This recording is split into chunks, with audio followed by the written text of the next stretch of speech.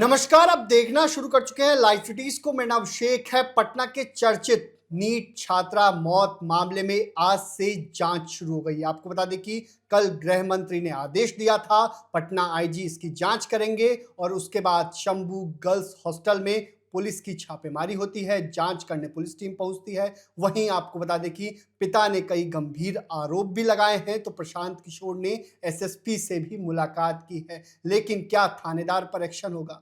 क्या इस कांड का खुलासा कब तक होगा? मोबाइल फोन में क्या सुराग था? कपड़ों में क्या सुराग मिला?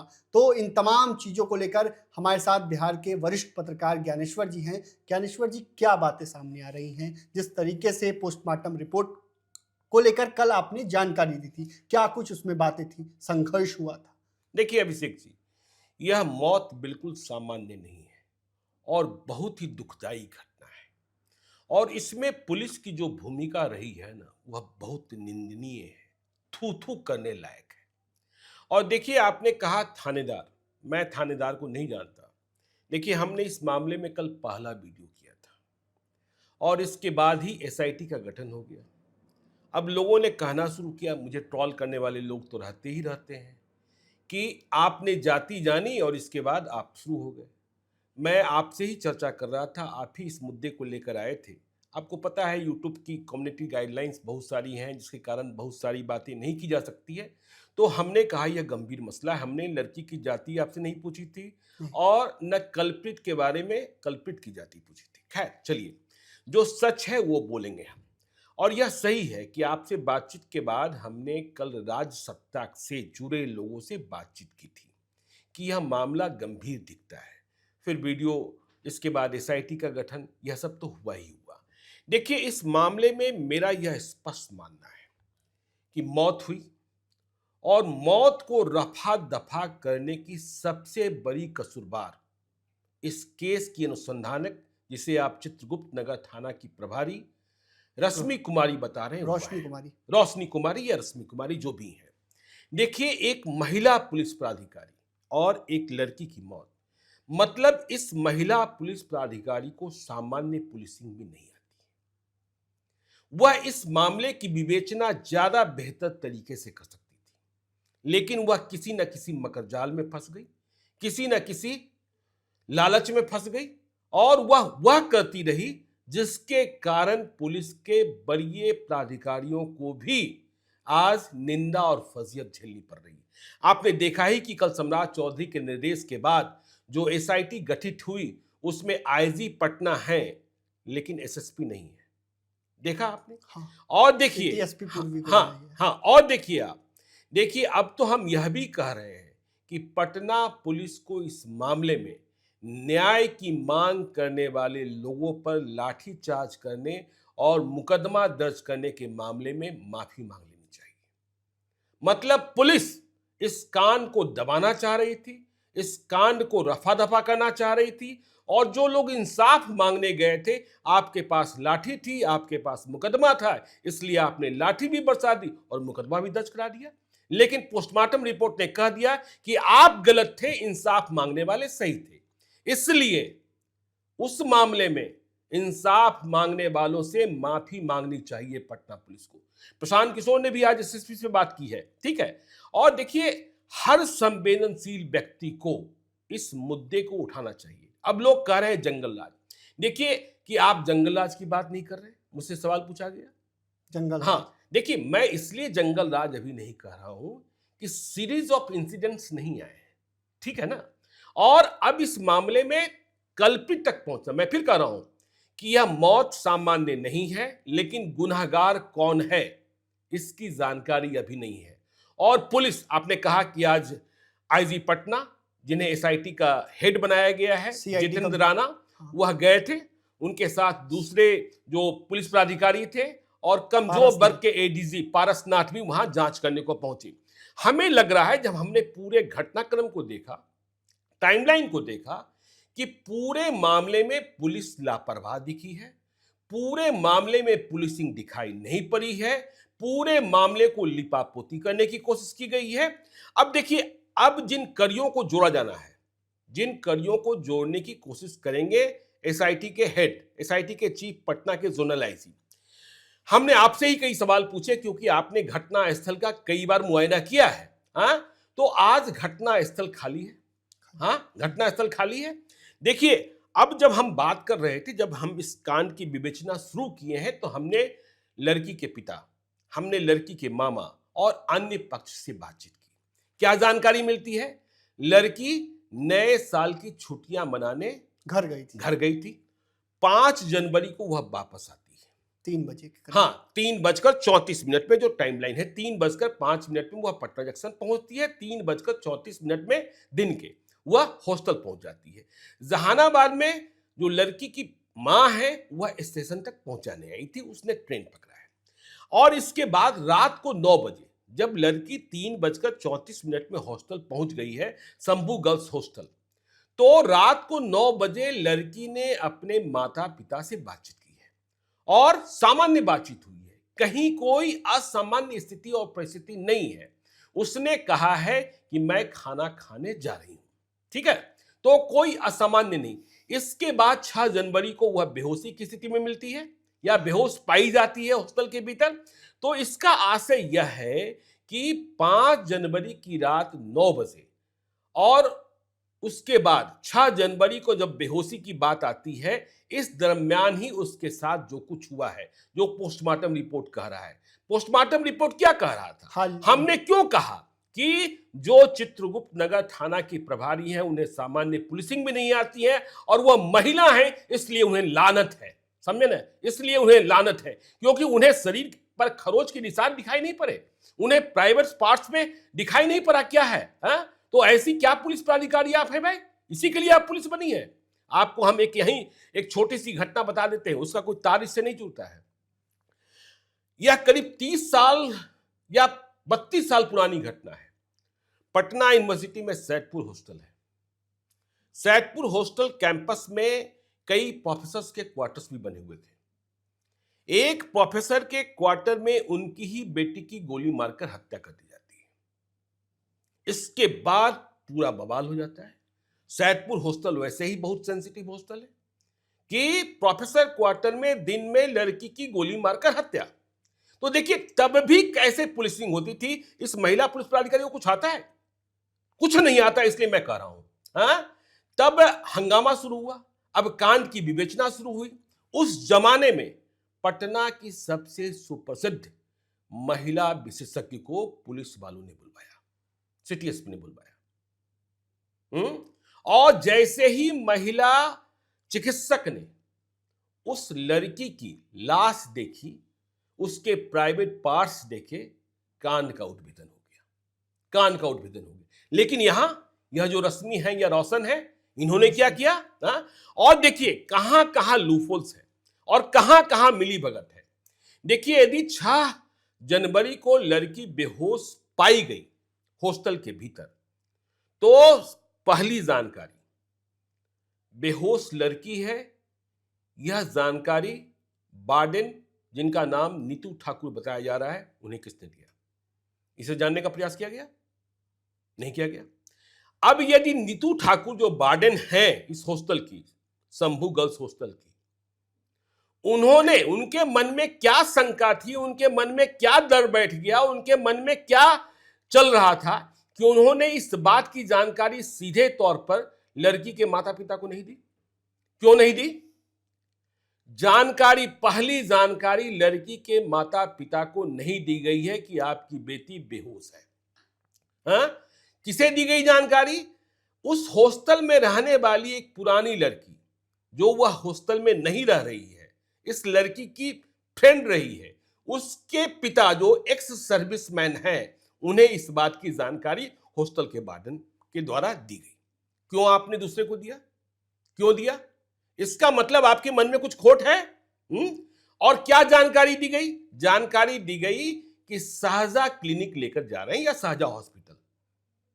हाँ, तो यह जानकारी दी गई। अब देखिए, उस एक सर्विसमैन ने, मतलब लड़की की फ्रेंड के पिता ने लड़की के पिता को जानकारी दी। तो उसके बाद वह पटना के लिए रवाना हुए। तब तक लड़की प्रभात मेमोरियल में शिफ्ट हो गई और स्थिति खराब।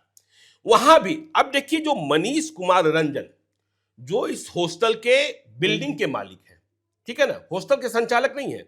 हॉस्टल के संचालक बताए जा रहे हैं कोई श्रवण अग्रवाल और उनकी पत्नी नीलम अग्रवाल। अब इस बात की भी देखिए, हमने तस्वीरों में देखा, आपने जानकारी जो दी, कई तल्ले की बिल्डिंग है, और हाँ, और यह भी जानकारी मिल रही है कि इसमें हॉस्टल के ऑनर हैं या जो ऑपरेटर हैं उनका परिवार भी कहीं रहता है। तो ठीक है, अब सवाल यह पैदा होता है कि पुलिस ने जब दबाव बढ़ा, जब पोस्टमार्टम रिपोर्ट आई, तो मनीष कुमार रंजन को आपने गिरफ्तार कर लिया। मनीष कुमार रंजन की गिरफ्तारी आपने किसी न किसी आधार पर की होगी, लेकिन गिरफ्तार करके जेल भेज दिया। मनीष कुमार रंजन को रिमांड पर लेकर आपने पूछताछ शुरू की क्या? आपने पूछताछ शुरू की क्या? नहीं की। और देखिए कांड की लीपापोती कैसे की जा रही थी, कैसे परिवार वालों पर दबाव बनाया जा रहा था, जो परिवार वालों का आरोप है। हाँ, लड़की का मोबाइल ठीक है पुलिस ने रख लिया, अस्पताल ने रखा, ठीक है, हाँ, लेकिन वह जो वार्डन है नीतू ठाकुर, वह जो नीलम अग्रवाल है, वह जो श्रवण अग्रवाल है, वह जो मनीष कुमार रंजन है, सवाल यह भी पैदा होता है कि नीतू ठाकुर, नीलम अग्रवाल, श्रवण अग्रवाल, मनीष कुमार रंजन का मोबाइल यह बताएगा कि 5 जनवरी और 6 जनवरी के बीच इन लोगों की किससे किससे बातचीत हुई। हॉस्टल का गार्ड कहां चला गया? हॉस्टल में कोई अतिथियों के आने की पंजी थी क्या, जो स्थानीय लोग करें? देखिए मैं उन बातों पर बहुत नहीं जा रहा हूं अभी, लेकिन गार्ड की स्वीकारोक्ति क्यों नहीं पुलिस ने गार्ड का बयान दर्ज किया? नीतू ठाकुर के मोबाइल की जांच क्यों नहीं की गई कि नीतू ठाकुर ने किसको किसको फोन किया, नीतू ठाकुर की कितने दफे बातचीत हुई नीलम अग्रवाल से?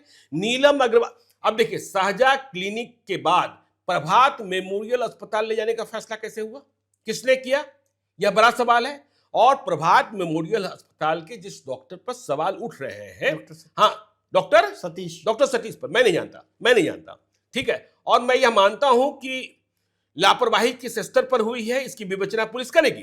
पुलिस ने क्या कह दिया? डॉक्टर प्राइवेट अस्पतालों के डॉक्टर के बयान पर कह दिया कि यार नहीं, अब आप देखिए लड़की के मामा और लड़की के पिता मुझे बता रहे थे कि जब वहां पहुंचे तो ये मनीष कुमार रंजन जो गिरफ्तार किए गए, इनकी कुंडली निकाले जाने की जरूरत है कि इनके प्राइवेट बॉडीगार्ड्स परिजनों को घेरे रखते थे।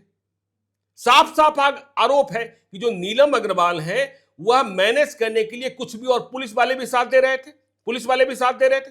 अब देखिए मामा ने तो यहां तक कहा कि प्रभात मेमोरियल अस्पताल में उस लड़की को कुछ घंटे के लिए होश आया था, वह अपनी मां से कुछ बात करना चाहती थी। मां ने कुछ पूछा कि क्या तुम्हारे साथ कुछ गलत हुआ है? उसके बाद वह लड़की, उसकी आंखों में आंसू बहने लगे थे, लेकिन इसके बाद डॉक्टर ने तुरंत उसे क्या किया क्या नहीं किया पता नहीं, इसके बाद तो मेदांता गई। तो सवाल यह पैदा होता है कि पुलिस ने कड़ियों को तोड़ने का काम किया। सवाल यह भी पैदा होता है अभिषेक जी कि उस हॉस्टल में रहने वाली कुल लड़कियों की संख्या कितनी? सवाल यह भी पैदा होता है कि 5 जनवरी को, 6 जनवरी को उस हॉस्टल में कितनी लड़कियां थी? जो बाकी लड़कियां थी, मैं फिर बार बार कह रहा हूं कि जो भी चित्रगुप्त नगर थाना की प्रभारी हैं वह सबसे बड़ी कसूरवार है। उन लड़कियों का बयान रिकॉर्ड किया गया क्या? जब यह खबर आई कि लड़की बेहोश है, कोई फूड पॉइजनिंग का मामला नहीं है। देखिए यदि फूड पॉइजनिंग का मामला होता तो पोस्टमार्टम रिपोर्ट में यह बात सामने आती, और कोई जब्ती, कोई पदस ऐसा नहीं है जिससे यह साबित हो कि लड़की के कमरे से नींद की गोलियां मिली या लड़की के कमरे से कुछ और अन्य नशीले पदार्थ मिले। तो पोस्टमार्टम रिपोर्ट नहीं कह रहा है, पोस्टमार्टम रिपोर्ट यह नहीं कह रहा है कहीं से कि कोई जहरीला पदार्थ। हाँ, पोस्टमार्टम रिपोर्ट क्या कह रहा है कि इनके साथ जबरदस्ती, मतलब इनके साथ गंदा काम और प्राइवेट पार्ट्स डैमेज हुए, और शरीर पर यदि आप झपटेंगे, जबरिया करने की कोशिश करेंगे तो जहां जहां नाखून के निशान या खरोच के निशान हो सकते हैं वहां वहां खरोच के निशान मिले हैं। तो पुलिस ने सारे जो गवाह हो सकते थे, जिनसे कड़ियां जुड़ सकती थी, इस बात, अच्छा जो गर्ल्स हॉस्टल का सीसीटीवी है वो कहां गया? सीसीटीवी में पुलिस कह रही है ऐसा कुछ नहीं, सीसीटीवी में उस दिन का नहीं मिला। सीसीटीवी पहले का भी होगा, सीसीटीवी बाद का भी होगा।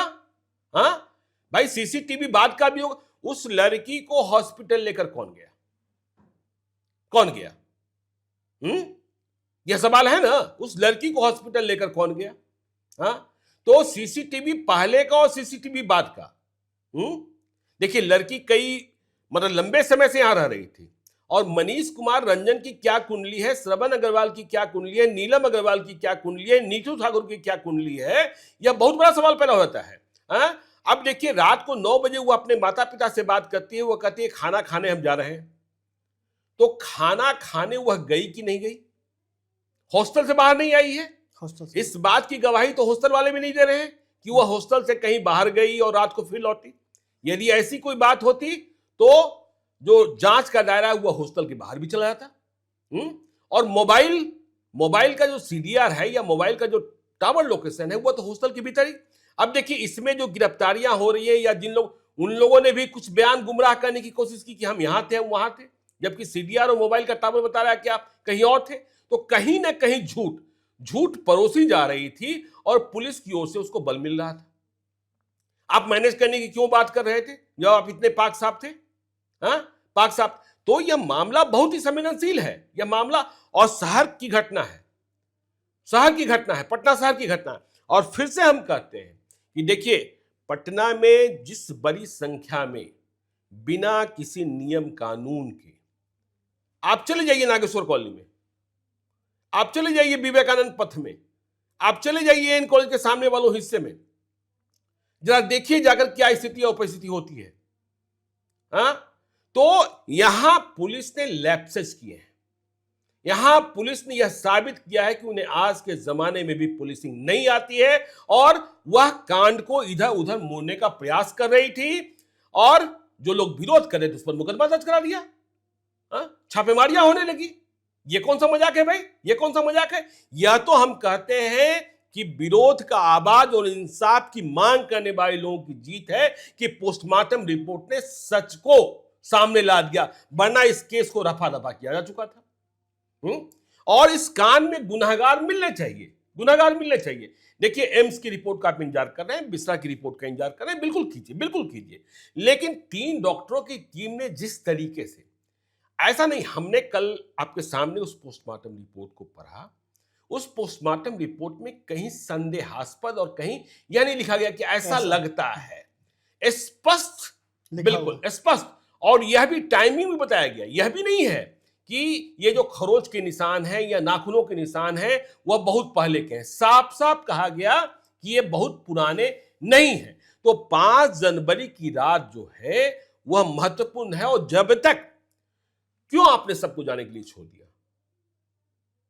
अब तो आपको सब लड़कियों को बुलाना होगा, नीतू ठाकुर के मोबाइल की जांच करनी होगी, नीलम अग्रवाल के मोबाइल की जांच करनी होगी। नीलम अग्रवाल का सर्किल क्या है, श्रवण अग्रवाल का सर्किल क्या है, इनका बिजनेस क्या है? और अब तक आपने मनीष कुमार रंजन से क्या उगलवाया, क्या जानकारी हासिल की? देखिए, मनीष कुमार रंजन यदि उस प्रॉपर्टी के जिसमें शंभू गर्ल्स हॉस्टल चल रहा है सिर्फ उसके मालिक है और ऑपरेटर कोई और है, तो इनका इन्वॉल्वमेंट कहां से आया? लेकिन आपको लगता है कि इन्वॉल्वमेंट है, तब आपने गिरफ्तार किया। तो गिरफ्तारी करने के बाद आपको हासिल क्या हुआ? आपको मिला क्या? पुलिस का काम गिरफ्तार करके खाना पूर्ति के लिए या लोगों को खुश करने के लिए जेल भेज देना नहीं है। यदि आपने गिरफ्तारी की है तो फिर रिमांड पर लेकर, ठीक है, 24 घंटे की प्रक्रिया है, न्यायिक प्रक्रिया की, आपको भेजना है, आपको पूछताछ करनी होगी, क्योंकि आपको प्रथम दृष्टया लगा कि इस आदमी की संलिप्तता हो सकती है। तो ये गंभीर मामला है, और इसको एक्सपोज किया जाना, इसकी विवेचना, जितेंद्र राणा देखिए सुलझे हुए पुलिस पदाधिकारी हैं, पारसनाथ भी लगे हैं, और हमने कल ही देखा कि एसआईटी का गठन जो है सीधे बिहार की गृह मंत्री सम्राट चौधरी के निर्देश पर हुआ, क्योंकि जैसे ही बिहार के डीजीपी विनय कुमार ने आदेश जारी किया, विनय कुमार भी मॉनिटर कर रहे हैं, विजय कुमार भी मॉनिटर कर रहे हैं, क्योंकि आपको पता है कि आगे आने वाले दिनों में विधानसभा का सत्र भी होना है, और विधानसभा के सत्र में तेजस्वी यादव भले अभी कुछ नहीं बोल रहे हो, ठीक है, विपक्ष चुप है, प्रशांत किशोर आगे आए हैं, विपक्ष ने सरकार को 100 दिनों का हनीमून पीरियड दे रखा है, वैसे भी बहुत सारी चीजें हैं। तो इसलिए तो आपने देखा कि विनय कुमार ने जैसे ही आदेश जारी किया, सम्राट चौधरी ने अपने फेसबुक वॉल से और हैंडल एक्स से उसे शेयर किया उस आदेश को।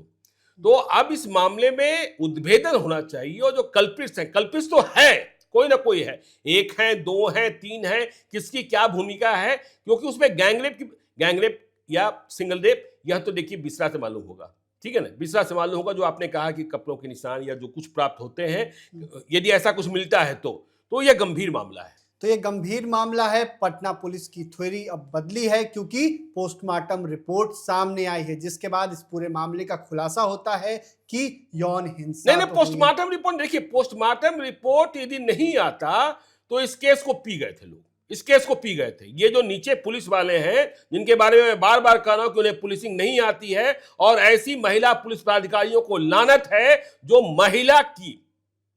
महिला के शरीर पर जख्म को और महिला के शरीर के घाव को और महिला की इज्जत और आबरू को नहीं समझ सकती है। तो आपने जाना कि किस तरीके से कई सवाल हैं, पुलिस पर सवाल उठ रहे हैं। अब देखना होगा इस पूरे मामले में गुनहगार कौन पाया जाता है और क्या कुछ होता है, कब गिरफ्तारी होती है, हॉस्टल मालिक कहाँ है, आखिर जो हॉस्टल चलाते थे संचालक, उनसे नहीं, क्या मैं ये नहीं कह रहा हूं कि मालिक ही इन्वॉल्व होंगे। मैं देखिए, इन्वॉल्व कल्प्रिट कौन है, लेकिन हॉस्टल के भीतर कुछ हुआ है तो मैनेजमेंट तो दोषी है। तो देखना होगा इस पूरे मामले में पुलिस क्या कुछ उद्भेदन करती है, क्या कुछ खुलासा करती है। हालांकि एसआईटी का गठन किया गया है, एसआईटी की जांच भी शुरू हो गई है और मनीष रंजन से क्या पूछताछ हुई, क्या खुलासे हुए, अभी तक कुछ नहीं पता। तो बने रहिए लाइव सिटीज के साथ, हमारी यूट्यूब चैनल को सब्सक्राइब करिए, फेसबुक पेज को लाइक करिए। धन्यवाद।